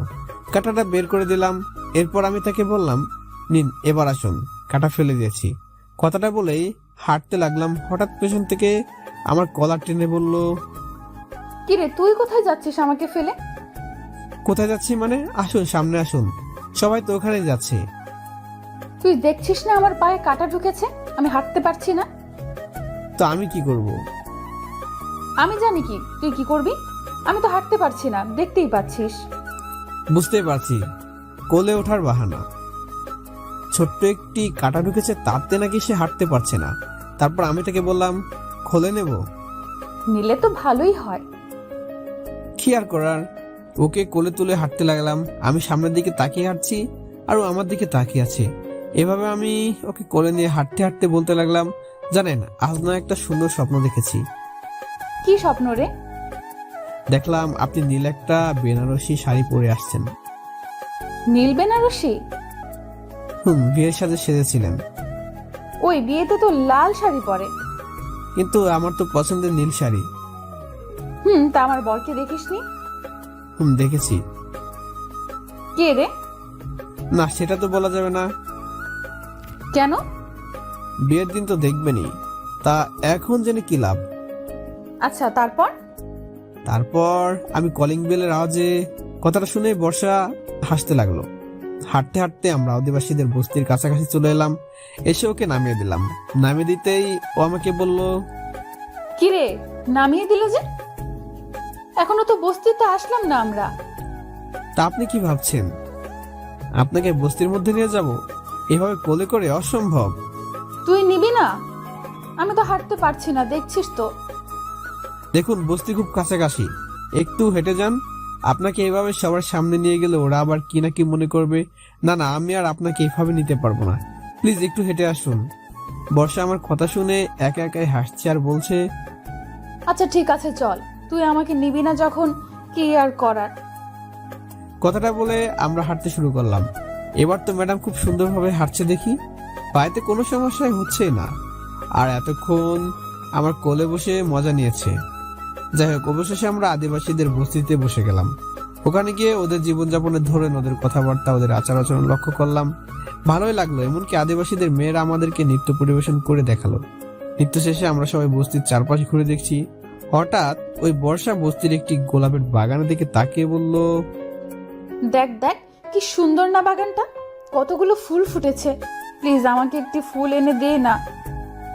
বাগানটা একটু দূরে ছিল, তাই আমি একটু হেঁটে গিয়ে বাগানের ভেতরে ঢুকলাম। একটি গোলাপ ফুল ছিঁড়লাম। হঠাৎ লক্ষ্য করলাম বাগানের পেছনের দিকে শাড়ি পরা একটা ভদ্র মহিলা মাটিতে পড়ে আছে। আমার মনে হয় অজ্ঞান হয়ে পড়ে গিয়েছে। তা আমি ফুলটা রেখে বাগান থেকে বের হয়ে সোজা বাগানের পেছনে গেলাম ওই মহিলার কাছে। মহিলার মুখটি মাটিতে থুবড়ে পড়ে আছে। আমি হাত দিয়ে ওই মহিলাকে তুলতে যেন আকাশ থেকে পড়লাম। যাকে আমি মহিলা মনে করেছিলাম, আসলে সে শাড়ি পরা ছেলে, আমার মতোই বয়স। আমি কিছু বুঝে ওঠার আগে ছেলেটির চোখ খুলে আমার নাকের মধ্যে কি যেন একটা ধরলো, আর সাথে সাথে আমি অজ্ঞান হয়ে গেলাম। তারপর আমার আর কিছু মনে নেই। যখন চোখ খুললাম তখন তাকিয়ে দেখি আমার চারদিকে অন্ধকার, চোখে কিছুই দেখতে পাচ্ছিলাম না। হঠাৎ করে লাইট জ্বলে উঠলো আমি লক্ষ্য করলাম একটি পরিত্যক্ত বাড়িতে আছি, চেয়ারে বসা অবস্থায়, আমার হাত পা চেয়ারে বাঁধা। এই অবস্থায় ভয় পাওয়াটাই স্বাভাবিক, কিন্তু আমি চারদিকে খুব ভালো করে লক্ষ্য করলাম। দরজার ওপাশ থেকে হেঁটে আসার শব্দ শোনা যাচ্ছিল। হঠাৎ করে দরজাটা খুললো, তবে দরজা খোলার পর আমি যাকে দেখলাম তাকে নিজের চোখে বিশ্বাস করতেই পারছিলাম। মিস্টার আকাশ দরজাটা খুললেন। আমি তো ওকে দেখে হতবাক। যাকে আমি নিজে বলে চাকরি দিয়েছিলাম সে আজ আমাকে কিডন্যাপ করলো, সত্যি আমার কাছে অবিশ্বাস্য। আমি খুব কৌতূহলের সাথে ওকে প্রশ্ন করলাম, মিস্টার আকাশ, আপনি আমাকে অপহরণ করেছেন? কনগ্রাচুলেশন মিস্টার অপূর্ব। ইয়েস, আমি আপনাকে অপহরণ করেছি। কিন্তু কেন আপনি এই কাজটা করলেন? আপনি ভুলে গেলেন আমার জন্য আপনার চাকরি হয়েছে। আমি যদি বর্ষাকে না বলতাম আপনি কখনোই চাকরিটা পেতেন না। আপনার মা আপনার ছোট বোনের কথা চিন্তা করে আমি আপনাকে চাকরিটা দিয়েছিলাম। কথাটা শুনে আকাশ অট্টহাসি হাসতে লাগলো। আমি কিছুটা অবাক হয়ে জিজ্ঞেস করলাম, আপনি হাসছেন? হাসবো না তো কি করব মিস্টার অপূর্ব? আপনার বোকা বোকা কথা শুনে হাসি আসবে, এটাই স্বাভাবিক। মানে? কিসের মা, কিসের বোন, কিসের দুর্বস্থা, আর কার বাবা মারা গেছে? I have everything. আমার বাবা মা সবাই আছে। তাহলে সব নাটক, সাজানো নাটক। বিশ্বাস করুন মিস্টার অপূর্ব, আপনাকে কিডন্যাপ করার কিংবা অপহরণ করার কোনো ইচ্ছাই আমার ছিল না। আপনি আমার প্ল্যানের মধ্যেই ছিলেন না। অযথা বসের সাথে মিশে আপনাকে আমার ক্রোধের শিকার হতে হলো। মিস্টার আকাশ, আমি কি জানতে পারি আপনি এসব কেন করছেন? সিম্পল, একদম সিম্পল। শুধু বর্ষাকে পাওয়ার জন্য। বর্ষাকে পাওয়ার জন্য? ইয়েস। কিন্তু আপনি তো তানহাকে ভালোবাসেন না, তাহলে কেন? মিস্টার অপূর্ব, বর্ষাকে আমি আগেও ভালোবাসতাম না, এখনো বাসি না। আমি শুধু আমার বাবার কথার কারণে বর্ষার সাথে একটু ভালোবাসার অভিনয় করেছি। অভিনয়? ইয়েস মিস্টার অপূর্ব, অভিনয়। নিশ্চয়ের মধ্যে আপনার কোনো স্বার্থ লুকিয়ে আছে। আছে, তবে আমার নয়, আমার বাবার। আমার বাবা আর বর্ষার বাবা 4 বছর আগে বিজনেস পার্টনার ছিল। আমার বাবার কিছু ভুলের কারণে বর্ষার বাবা আমার বাবার সাথে পার্টনারশিপ ক্যান্সেল করলো, যার ফলে আমার বাবার ব্যবসায় ধস নামে, অনেক টাকা লস হয়ে যায়। অন্যদিকে বর্ষার বাবার ব্যবসায় ভালো উন্নতি হচ্ছিল। এরপর আমার বাবা আমাদের ব্যবসার ক্ষতিপূরণ পুষিয়ে নেওয়ার জন্য একটা উপায় বের করলো, বর্ষাকে বিয়ে করে বর্ষার বাবার সমস্ত সম্পত্তি নিজের নামে করে নেওয়ার প্ল্যান। এজন্য আমার বাবা আমাকে বলে আমি যেন বর্ষার সাথে প্রেমের নাটক করি। আমি আমার বাবার কথা রেখেছিলাম। বর্ষা আমার পাতা ফাঁদে অনেকটাই ডুবে গেছিল, আমার ভালোবাসায় হাবুডুবু খাচ্ছিল। এরপর আমার বাবা বর্ষার বাবাকে বুঝিয়ে সুঝিয়ে আমাদের বিয়ের ডেট ফিক্সড করে ফেলেছিল। কিন্তু আমি অন্য একটি মেয়েকে ভালোবাসতাম, যেটা বর্ষা জানতো না। হঠাৎ একদিন সেই মেয়েটির সাথে ডেটিং এ গিয়েছিলাম, বর্ষা দেখে ফেলে। ব্যাস, আমার এবং আমার বাবার সমস্ত প্ল্যান ভেঙে চুরে চুরমার হয়ে গেল। এর কারণে আমাকে আমার বাবার কাছে অনেক অপমান সহ্য করতে হয়, সেটা শুধুমাত্র বর্ষার কারণে। আপনি ভাবতেই পারবেন না আমি কতটা অপমানিত হয়েছিলাম। সেদিন আমি ঠিক করে নিয়েছি যে বর্ষাকে আমি একদিন না একদিন নিজের করে পাবো, পেতে আমাকে হবেই। 4 বছর অনেক চেষ্টা করেছি কিন্তু পারিনি। অবশেষে বর্ষাকে খাগড়াছড়িতে আসার খবর শুনে আমি এখানেই চলে আসি। এরপর চাকরির জন্য আবেদন করি। আমি জানতাম বর্ষা আমাকে ফিরিয়ে দেবে, এই কারণে বাবা মরার ভান করেছিলাম। ভেবেছিলাম আমার দুরবস্থা দেখে বর্ষা আর মন গলে যাবে, কিন্তু আমার জন্য বর্ষার এত ঘৃণা সেটা আমি জানতামই না। তবে আপনাকে ধন্যবাদ, আপনি যদি বর্ষাকে বলে আমাকে চাকরিটা না দিতেন তাহলে আমার চাকরিটা হতোই না। তবে আপনি আমার জন্য অনেক বড় প্রবলেম ক্রিয়েট করেছেন বর্ষার সাথে বিয়ে ঠিক করে, কিন্তু আমি তো সেটা হতে দেব না মিস্টার অপূর্ব। আমি বর্ষাকে নিজের করে পাবই, পেতে হবে আমাকে যে কোনো কিছুর বিনিময়ে। আপনার এই মাস্টার প্ল্যানের প্রশংসা করতে হয় মিস্টার আকাশ। এরপর কি করবেন? মেরে ফেলবেন আমায়? আপনি কি মনে করেন আমায় মেরে ফেললে আপনি বর্ষাকে পেয়ে যাবেন? কখনোই বর্ষাকে পাবেন না। আপনার মতো খারাপ একটা মানুষকে কখনোই বর্ষা বিয়ে করবে না। মিস্টার অপূর্ব, নিজের সীমায় থেকে কথা বলুন, না হলে কি করবেন আপনি? কি করতে পারেন আপনি? কি মনে করেছেন আমি আপনাকে ভয় পাই? কখনো না। আপনি দেখতে চান আমি আপনাকে কি করতে পারি? আমি খুব রেগে ওর দিকে তাকিয়ে চুপ করে আছি। ও রাসেল নামে একটা ছেলেকে ডাকলো, দরজা খুলে একটি ছেলে এলো। তবে ছেলেটিকে দেখে আমি খুব একটা অবাক হইনি, কারণ সেই যে ছেলেটা শাড়ি পরে অজ্ঞান হওয়ার ভান করে বাগানের পেছনে পড়েছিল।